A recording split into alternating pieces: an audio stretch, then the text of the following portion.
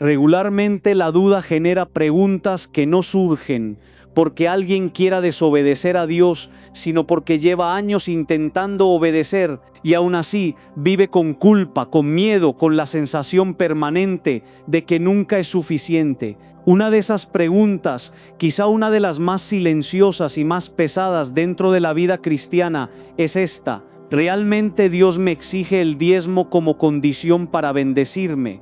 ¿O hemos convertido una práctica antigua en una carga moderna que Cristo nunca puso sobre nuestros hombros? No es una pregunta liviana, no es un capricho teológico, es una inquietud que toca el corazón, la conciencia y muchas veces la dignidad espiritual de personas sinceras que aman a Dios, pero viven atadas a la sensación de deuda permanente. Personas que oran, que sirven, que creen, pero que cada mes sienten que fallaron delante del cielo porque no pudieron cumplir con un porcentaje. Y cuando la fe comienza a vivirse desde la deuda, algo profundo se quiebra en la relación con Dios. Por eso hoy no venimos a atacar la generosidad, tampoco a promover la avaricia, mucho menos a justificar el egoísmo. Venimos a hacer algo más delicado y más necesario: volver a las Escrituras con honestidad, con respeto, con temor de Dios, pero también con libertad. Porque Cristo no nos llamó a vivir bajo la sombra del miedo, sino bajo la luz de la verdad.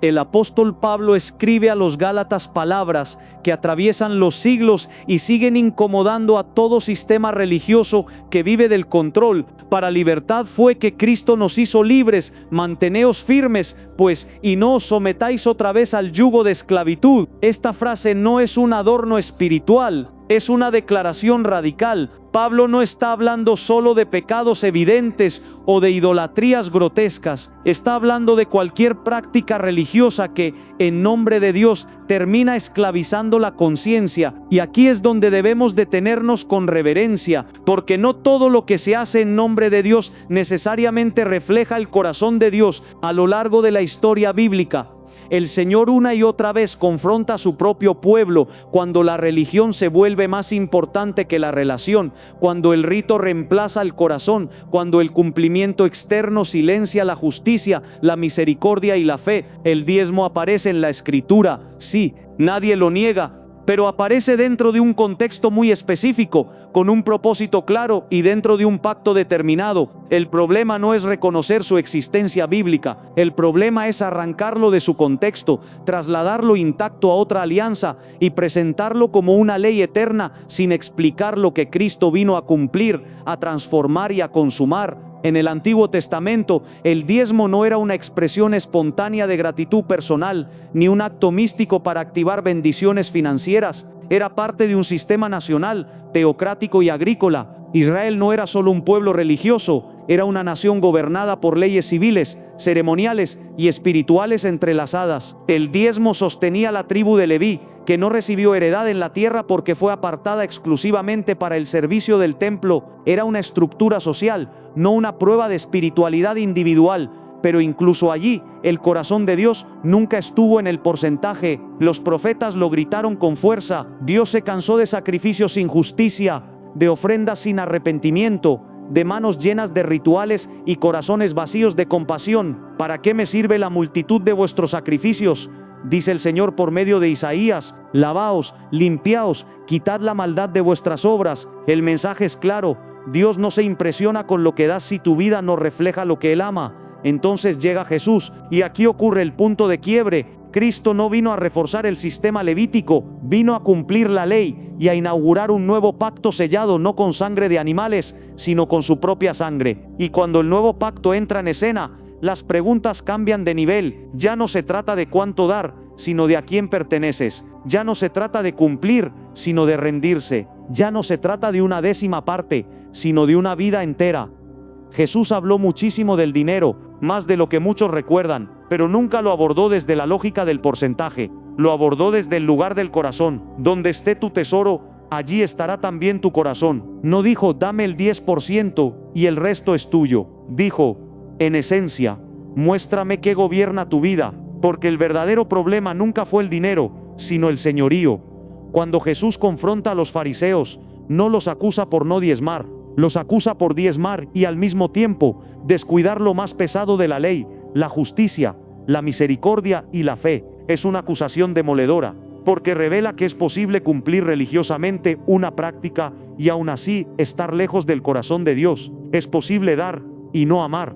Es posible ofrendar y no obedecer. Es posible cumplir y seguir esclavo. Y aquí es donde esta enseñanza se vuelve incómoda, porque durante años muchos han aprendido a medir su relación con Dios en términos contables, como si el cielo llevara un libro de balances, como si la bendición fuera una transacción, como si Dios respondiera a transferencias y no a corazones quebrantados. Esa imagen no nace del Evangelio, nace del miedo, y el miedo nunca fue el motor del reino. El problema no es dar, el problema es dar por obligación. El problema no es sostener la obra de Dios, el problema es hacerlo desde la culpa. El problema no es la generosidad, el problema es usarla como vara espiritual para medir quién es fiel y quién no, porque cuando eso ocurre la gracia se diluye y la fe se convierte en presión. Esta reflexión no busca cerrar el tema, apenas lo está abriendo, porque todavía necesitamos ir más profundo. Necesitamos mirar qué enseñaron los apóstoles, cómo vivió la iglesia primitiva, qué significa realmente dar bajo la gracia y por qué muchos creyentes viven agotados espiritualmente aun cuando cumplen con todo. Hay algo que ocurre cuando una enseñanza se repite durante años sin ser examinada a la luz completa del Evangelio. Deja de ser una convicción y se transforma en un reflejo automático. Ya no se piensa, se asume, ya no se discierne, se repite. Y así, sin darnos cuenta, muchas personas terminan obedeciendo prácticas que nunca eligieron conscientemente, sino que heredaron como parte del ambiente espiritual en el que crecieron. El diezmo para muchos se volvió eso, una costumbre asumida, no una verdad comprendida. Pero la fe madura no puede construirse solo sobre herencias. La fe auténtica siempre atraviesa el proceso del discernimiento, y discernir no es rebelarse. Discernir es honrar a Dios con la mente, con la conciencia y con el corazón. Jesús nunca tuvo miedo de las preguntas honestas. Los únicos a quienes confrontó con dureza fueron aquellos que usaban la religión para oprimir, para controlar, para cargar pesos que ellos mismos no estaban dispuestos a mover ni con un dedo.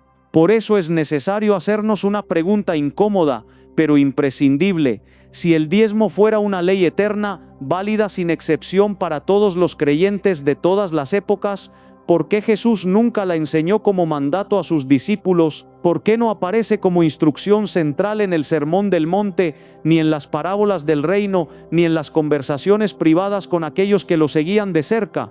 El silencio de Jesús sobre el diezmo no es descuido, es revelación. Porque Cristo no vino a reforzar el sistema religioso anterior, sino a inaugurar una nueva manera de relacionarnos con Dios, una manera que no se apoya en reglas externas, sino en una transformación interna, una manera donde la obediencia ya no nace del temor al castigo, sino del amor recibido. Cuando Jesús llama al joven rico, no le habla de porcentajes, no le dice cumple con el diezmo y estarás bien, le dice algo mucho más radical y mucho más exigente: vende todo lo que tienes, dalo a los pobres y sígueme. Ese llamado no era una fórmula aplicable a todos, pero sí revelaba el principio del reino. Dios no negocia fracciones, Dios confronta ídolos, y para ese joven el dinero no era un recurso, era un señor. Lo mismo ocurre con la viuda que deposita 2 pequeñas monedas en el templo.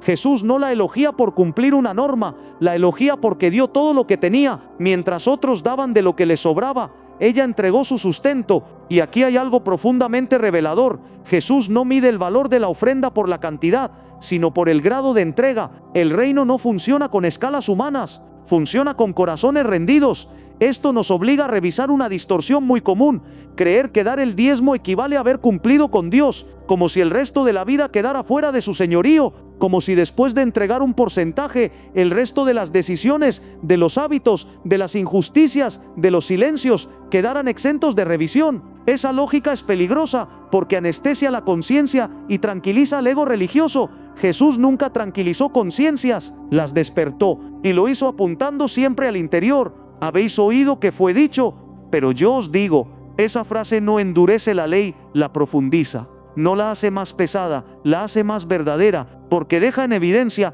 que el problema no está en el acto externo, sino en la raíz interna. Por eso, cuando hablamos del dar en el Nuevo Testamento, ya no estamos hablando de una obligación legal, sino de una expresión espiritual. El apóstol Pablo lo deja claro cuando escribe a los Corintios: cada uno dé como propuso en su corazón, no con tristeza ni por obligación, porque Dios ama al dador alegre. Aquí hay una línea doctrinal nítida. Dar por obligación pertenece al antiguo esquema. Dar por convicción pertenece al nuevo pacto.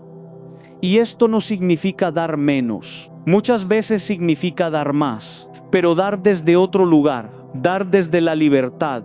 Dar desde la gratitud. Dar desde la revelación. No desde el miedo a perder una bendición, sino desde la certeza de haberla recibido. La gracia no empobrece la obediencia, la eleva.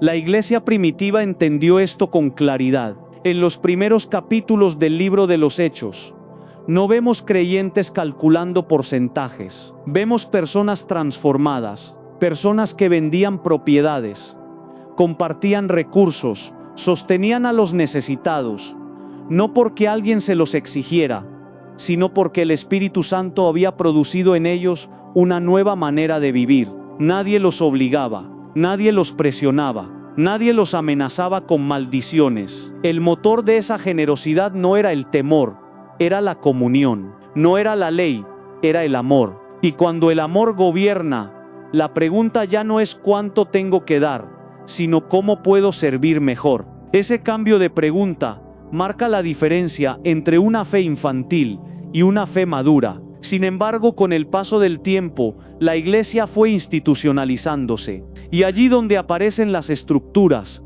aparece también la tentación del control. Lo que nació como convicción interna, comenzó a reglamentarse externamente. Y lo que debía ser una respuesta del corazón, empezó a presentarse como requisito espiritual. Así, poco a poco, el diezmo dejó de ser una enseñanza contextual y se transformó en un termómetro de fidelidad. Pero Dios nunca pidió termómetros, pidió corazones. Nunca pidió comprobantes, pidió obediencia. Nunca pidió porcentajes, pidió entrega. Y cuando la iglesia olvida eso, corre el riesgo de construir edificios, pero perder almas, de recaudar fondos, pero erosionar la gracia, de sostener sistemas, pero debilitar la fe. Cuando una enseñanza se sostiene principalmente sobre el miedo, tarde o temprano deja de producir vida y comienza a producir control. Puede parecer eficaz, puede llenar espacios, puede generar obediencia externa, pero nunca transforma el corazón. Y este es uno de los puntos más delicados cuando hablamos del diezmo dentro de la vida cristiana. No pocas veces ha sido predicado más como una amenaza que como una invitación, más como una condición para evitar castigos que como una oportunidad para crecer en libertad.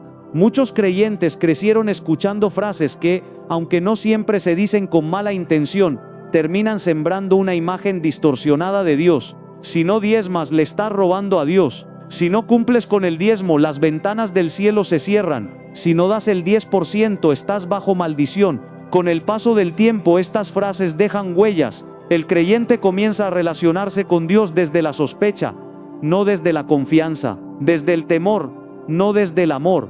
Pero cuando miramos con atención las Escrituras, descubrimos algo fundamental. Dios jamás quiso ser obedecido por miedo. Desde el principio, su llamado siempre fue a una obediencia nacida de la relación. Cuando Israel vivía bajo la ley, Dios mismo advertía que los sacrificios sin corazón no le agradaban. Cuanto más bajo la gracia, donde el acceso al Padre no está mediado por un sistema, sino por la sangre de Cristo. El problema no es citar Malaquías, el problema es citarlo fuera de su tiempo, fuera de su pacto y fuera de su propósito. Cuando Dios habla por medio del profeta diciendo, ¿robará el hombre a Dios?, no está estableciendo una doctrina eterna para todos los pueblos y todas las generaciones. Está confrontando a una nación específica que había quebrantado un pacto específico, dentro de un sistema levítico específico. Usar ese texto para infundir miedo en el creyente del nuevo pacto es mezclar alianzas que la cruz ya separó. El escritor de Hebreos es contundente cuando afirma que al hablar de un nuevo pacto, el primero queda obsoleto, no porque fuera malo, sino porque cumplió su función. La ley fue un ayo que nos condujo a Cristo, pero una vez que Cristo llegó, no seguimos bajo el ayo. Persistir en un sistema de amenazas para motivar la obediencia es desconocer el poder transformador del Espíritu Santo. El Espíritu no amenaza, convence, no obliga, persuade, no controla, guía. Cuando el dar nace de la presión, produce resentimiento oculto. Cuando nace de la culpa, produce cansancio espiritual.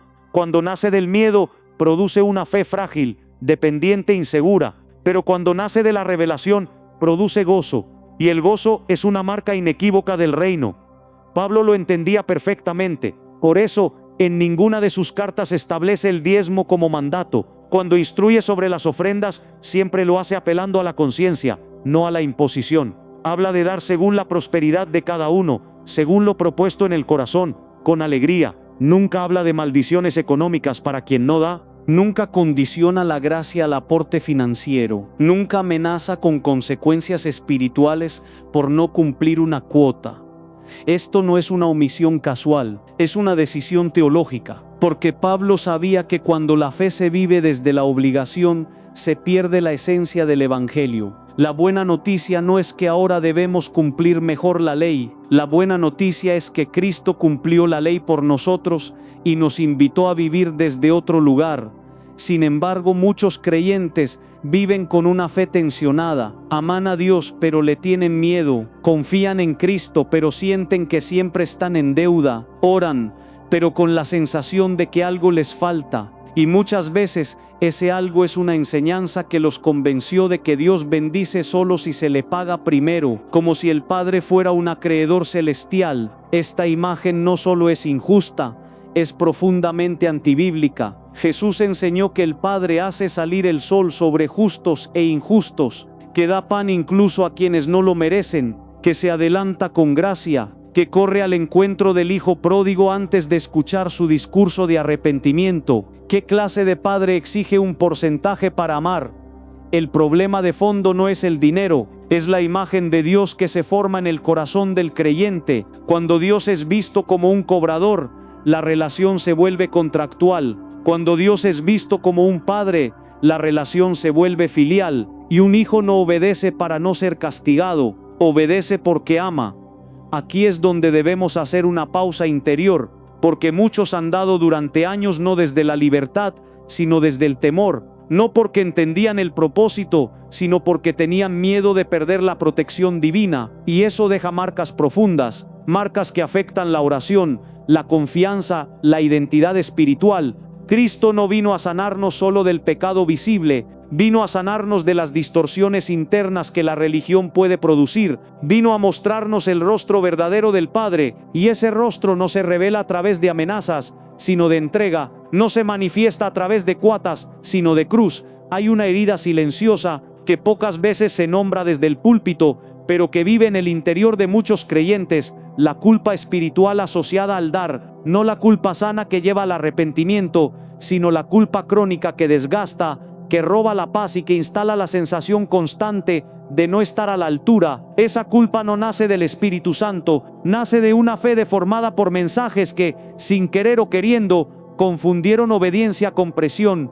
Cuando una persona da con temor, no está dando libremente, está pagando, y cuando se paga, ya no hay gozo, hay alivio momentáneo, se calma la conciencia, pero no se sana el corazón, y una fe sostenida por alivios temporales termina agotándose. Por eso tantos creyentes, aun siendo fieles en prácticas externas, viven cansados espiritualmente, cumplen, pero no descansan, dan, pero no se alegran, sirven, pero no disfrutan. Jesús nunca ofreció ese tipo de fe. Él dijo: venid a mí todos los que estáis trabajados y cargados, y yo os haré descansar. No dijo: vengan y les pondré una carga más. Dijo: mi yugo es fácil y ligera mi carga. Cuando una enseñanza produce más peso que descanso, más angustia que libertad, más temor que amor, necesita ser revisada con honestidad evangélica. Aquí entra en juego un aspecto que rara vez se aborda con claridad: la responsabilidad pastoral. Porque así como hay creyentes sinceros buscando agradar a Dios,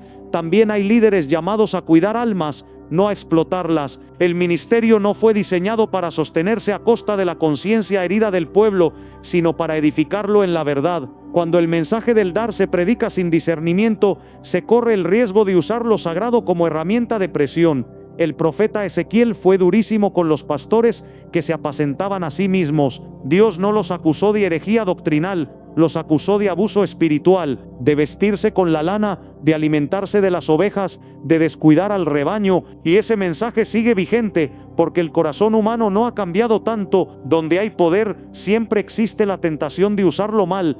Esto no significa que sostener la obra de Dios sea incorrecto, todo lo contrario. El Nuevo Testamento enseña claramente que los que sirven al Evangelio pueden vivir del Evangelio. Pablo lo afirma, Jesús mismo lo reconoce, pero hay una diferencia abismal entre sostener un ministerio con transparencia y convertir el dar en una herramienta de control espiritual. Una cosa edifica, la otra hiere.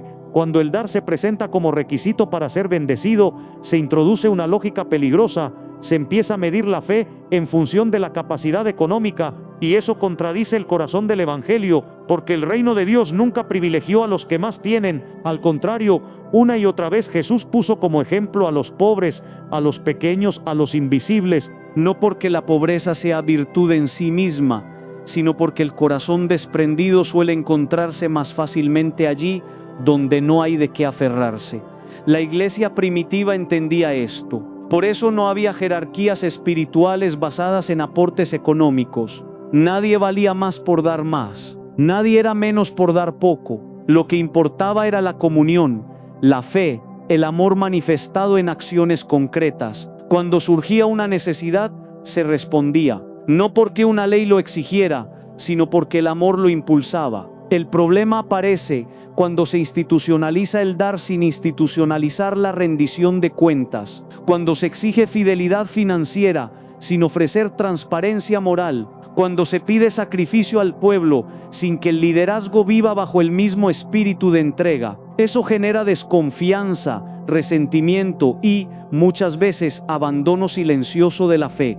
Y aquí es importante decir algo con mucha claridad. Cuestionar una enseñanza no es atacar a Dios, es honrarlo. Dios no necesita defensores que oculten la verdad, necesita hijos que caminen en la luz. La Escritura nos invita a examinarlo todo y retener lo bueno, no a aceptar sin discernir, no a obedecer sin comprender. El Espíritu Santo no teme las preguntas. La verdad no se debilita cuando se la examina, al contrario se fortalece. Y cuando el dar se revisa a la luz del Evangelio completo, se purifica, se libera del miedo, de la culpa, de la manipulación, se devuelve a su lugar original, una expresión de amor, no una moneda de cambio. Muchos creyentes necesitan sanar en esta área, no para dejar de dar, sino para volver a dar con alegría, para reconciliarse con Dios en un terreno que durante años estuvo marcado por tensión, para descubrir que el Padre no los observa con lupa contable, sino con ojos de amor. Existe un cambio decisivo que ocurre cuando una persona deja de preguntarse ¿cuánto tengo que dar? Y comienza a preguntarse ¿quién soy delante de Dios? Ese cambio no es financiero, es espiritual. Porque mientras la primera pregunta nace del miedo a fallar, la segunda nace del deseo de vivir con coherencia, y el Evangelio siempre apunta a la identidad antes que a la conducta. En el Nuevo Testamento la palabra que define al creyente no es contribuyente, es hijo. Y un hijo no vive negociando con su padre, no le paga para ser amado, no da para asegurarse un lugar en la mesa. Vive desde la certeza de pertenencia. Cuando esta verdad baja del intelecto al corazón, la relación con el dar se transforma por completo. Ya no se da para evitar castigos invisibles, se da porque se ama. Ya no se entrega desde la presión, se comparte desde la gratitud. Por eso Pablo nunca organizó su enseñanza alrededor de porcentajes, organizó su enseñanza alrededor de la gracia. Una y otra vez repite que todo lo que somos y tenemos proviene de Dios, que nada es nuestro en sentido absoluto, que somos administradores, no dueños, y esa conciencia redefine toda la vida, no solo las finanzas. Ser mayordomo bajo la gracia no significa dar menos, significa dar distinto, significa que el dar deja de ser un acto aislado y se convierte en una forma de vivir. El tiempo, la escucha, la hospitalidad, la paciencia, el perdón, el servicio silencioso, todo entra en esa lógica. El dinero no desaparece, pero deja de ocupar el centro, pasa a ser un recurso más al servicio del amor.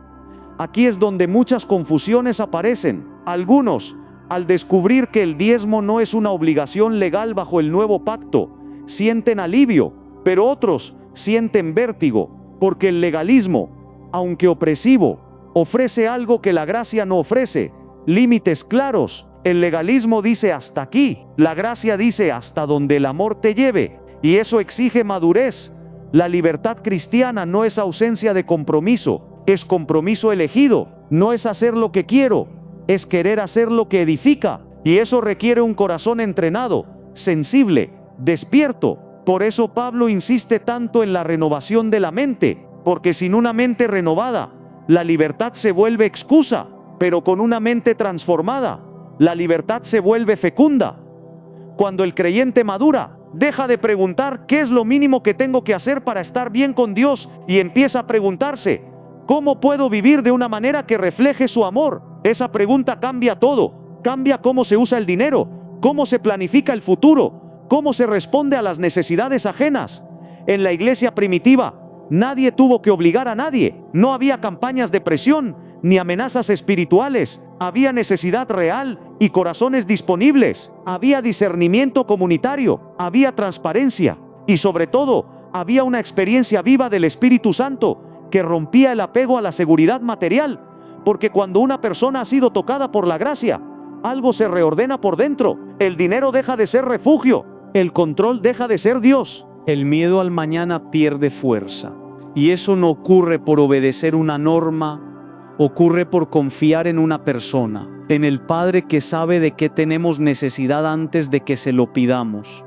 Aquí es importante decir algo con mucha honestidad pastoral. No todos están en la misma etapa, no todos pueden dar lo mismo, no todos deben dar lo mismo, y pretender uniformar la generosidad es desconocer la diversidad de procesos. Hay personas saliendo de deudas, de crisis, de enfermedades, de duelos. Hay otras en tiempos de abundancia. El Espíritu no trata a todos igual, porque Dios no ama en serie, ama en singular. Por eso la verdadera pregunta nunca es ¿cuánto diste?, sino ¿desde dónde diste? ¿Desde el miedo o desde la fe? ¿Desde la culpa o desde la gratitud? ¿Desde la presión o desde la convicción? Dos personas pueden dar la misma cantidad y estar viviendo realidades espirituales completamente distintas. Dios no mira el número, mira el corazón. Jesús lo dejó clarísimo con la viuda del templo. No elogió la cantidad, elogió la entrega. No habló de porcentajes, habló de totalidad. Y esa escena sigue siendo incómoda para cualquier sistema que intente reducir la espiritualidad a cifras, porque la viuda no cumplió una norma, se entregó. Cuando el dar se convierte en identidad, ya no hace falta recordarlo constantemente. Fluye, se expresa, se adapta. Hay momentos de dar mucho y momentos de dar poco. Hay temporadas de sembrar y temporadas de recibir. Y todo eso es parte de una vida guiada por el Espíritu, no por la culpa. Entonces aparece la pregunta que muchos no se atreven a formular en voz alta, pero que late en el corazón de innumerables creyentes sinceros. Si ya no estamos bajo una ley que obliga, si no hay una amenaza explícita, si no hay una maldición asociada, ¿por qué dar? ¿Por qué compartir? ¿Por qué sostener la obra, la comunidad, al hermano, al necesitado? Y esta pregunta no es una falta de fe, es una pregunta honesta, y las preguntas honestas no ofenden a Dios. Lo que ofende a Dios no es preguntar, sino usar respuestas religiosas para evitar mirarse por dentro. La respuesta del Evangelio no es un mandato, es una revelación. Se da porque se ha recibido, se comparte porque se ha sido alcanzado, se ofrece porque la vida entera ha sido transformada. El dar cristiano no nace de una obligación externa, nace de una experiencia interna. Nadie puede enseñar eso como una fórmula, porque no se aprende con normas, se aprende con encuentro. Cuando una persona se encuentra de verdad con Cristo, algo se quiebra por dentro, se rompe la ilusión de autosuficiencia, se desarma la fantasía de control, se descubre que la vida no se sostiene sola, y en ese descubrimiento aparece la gratitud, no una gratitud superficial, sino una gratitud honda, que toca la manera de vivir. Esa gratitud es el verdadero motor de la generosidad. El problema aparece cuando se quiere producir generosidad sin conversión, cuando se intenta obtener frutos sin haber cuidado la raíz. Ahí surgen los discursos de presión, las amenazas veladas, las promesas exageradas, porque cuando no hay transformación interior, solo queda la manipulación exterior. Pero el Espíritu Santo no trabaja así. Él no empuja, atrae, no fuerza, convence, no humilla, libera. Dar bajo la gracia es una consecuencia, no una condición. No se da para ser amado, se da porque se es amado. No se da para comprar bendición, se da porque se vive bendecido, incluso en medio de la dificultad. Esta es una diferencia radical y solo puede sostenerse cuando la fe deja de ser transaccional y se vuelve relacional.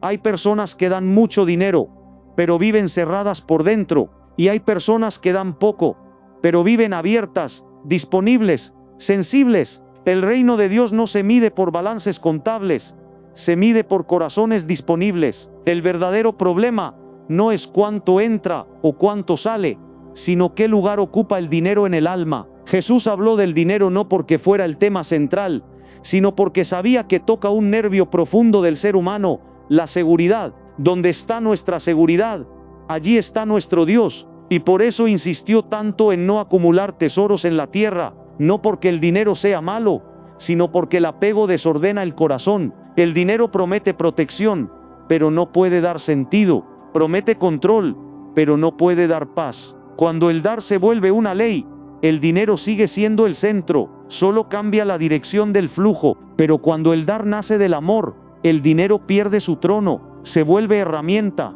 medio, servicio, ya no gobierna, obedece. Y esa es una libertad profunda, silenciosa, difícil de explicar con palabras, pero muy clara cuando se vive.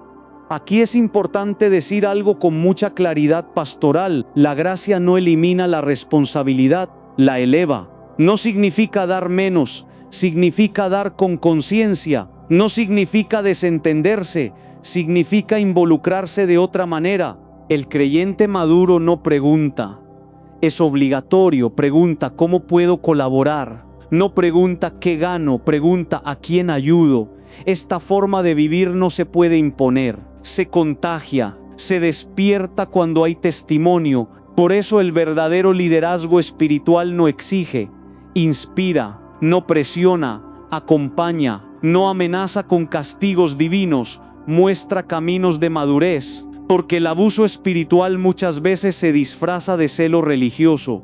Cuando una comunidad vive desde la gracia, la generosidad se vuelve creativa, aparecen nuevas formas de compartir, se sostienen proyectos, se cuidan personas, se responde a emergencias, no porque alguien lo ordenó, sino porque alguien lo necesitó. Y esa diferencia es enorme, porque allí el dar deja de ser ritual y se vuelve acto de amor concreto. Dar desde la gracia implica aceptar que habrá momentos de abundancia y momentos de estrechez, momentos de dar mucho y momentos de recibir. Y ninguno de esos momentos define el valor espiritual de una persona. El valor ya está dado, la identidad ya está asegurada. Lo que se discierne es cómo vivir esa identidad en cada etapa.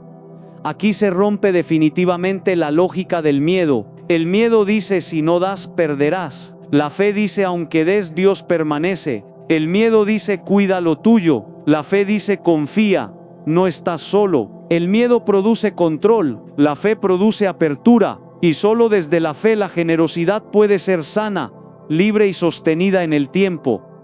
No se trata de ganar una discusión ni de ajustar una doctrina. Se trata de una conversión interior, porque el Evangelio no vino a enseñarnos a dar correctamente, vino a enseñarnos a vivir correctamente. Y cuando la vida se ordena desde el amor, el dar encuentra su lugar sin necesidad de amenazas, sin porcentajes impuestos, sin miedo a perder. El diezmo, entendido como ley, pertenece a una etapa concreta de la historia de la fe. Cumplió una función, respondió a un contexto, sostuvo una estructura. Pero en Cristo, Dios no vino a reforzar estructuras, vino a habitar corazones. Y cuando Dios habita el corazón, todo lo demás se reconfigura. Las prioridades cambian, las seguridades se desplazan. El centro deja de ser el cálculo y pasa a ser la comunión.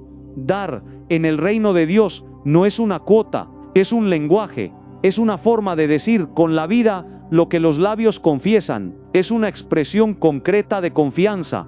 Cuando doy, confieso que no soy autosuficiente, confieso que mi futuro no depende solo de mis manos, confieso que pertenezco a algo más grande que mi cuenta, mi propiedad, mi seguridad personal. Quien vive verdaderamente desde la gracia no da menos, da mejor, da con sentido, da con discernimiento, da con alegría, da cuando ve una necesidad real, da cuando el Espíritu lo mueve, da cuando el amor lo empuja. No necesita ser vigilado, ni presionado, ni convencido con promesas exageradas. Da porque su corazón ha sido tocado. El Evangelio no nos pregunta cuánto tenemos, sino cuánto confiamos. No nos pregunta cuánto entregamos, sino desde dónde entregamos. Porque se puede dar mucho y vivir cerrados, y se puede dar poco y vivir abiertos. Dios no evalúa montos, evalúa corazones, y el corazón que ha sido alcanzado por la gracia ya no vive a la defensiva.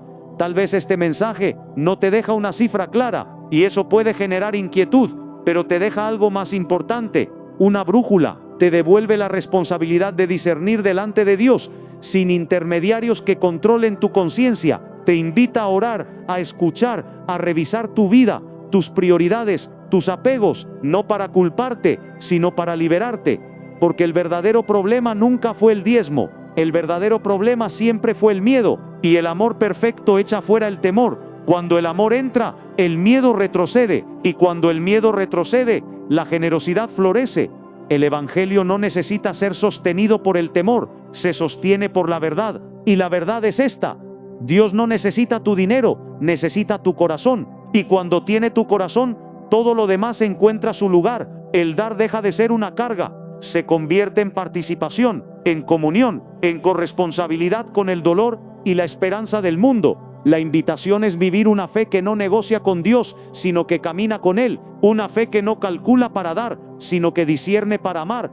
Y eso, lejos de empobrecerte, te humaniza, te vuelve más libre, más disponible, más verdadero, porque cuando el dar nace del encuentro con Cristo, deja de ser obligación y se convierte en expresión viva de una vida transformada. Y allí, sin fórmulas ni amenazas, el reino de Dios se hace visible.